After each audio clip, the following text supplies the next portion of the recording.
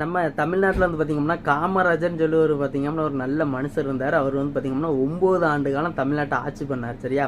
அந்த ஐயா பெருந்தலைவர் காமராஜர் ஐயா ஆட்சியில் வந்து பார்த்தீங்கன்னா ஒரு பஸ் கண்ட்ராக்டருக்கும் ஒரு ஸ்டூடெண்ட்டுக்கும் பிரச்சனை. அது வந்து பார்த்தீங்கன்னா அந்த பஸ் கண்ட்ராக்டர் வந்து அந்த ஸ்டூடெண்ட்டை அடிச்சிட்டாரு. காமராஜர் ஸ்பாட்டில் போய் ரொம்பவே ஒரு எளிமையாக அந்த பிரச்சனையை முடிச்சிட்டாரு. ஏன்னா பெரிய போராட்டத்தில் இருக்காங்க, ஸ்டூடெண்ட்டை அடிச்சுட்டேங்கிறனால அது வந்து பார்த்தீங்கன்னா ரொம்பவே ஒரு சுலபமாக எளிமையான முறையில் வந்து பார்த்தீங்கன்னா ஐயா காமராஜர் ஐயா வந்து அந்த பிரச்சனையை சால்வ் பண்ணிட்டார். அதே தமிழ்நாட்டில் இன்றைக்கி வந்து பார்த்தீங்கன்னா ஒரு டிக்கெட் பிரச்சனை, ஒரு காவல்துறைக்கும் ஒரு பஸ் கண்ட்ராக்டருக்கும் வந்து பார்த்திங்கன்னா டிக்கெட் பிரச்சனை. அது வந்து பார்த்திங்க அப்படின்னா இன்றைக்கி அது வந்து பெரிய இஷ்யூலாம் எதுவுமே கிடையாது.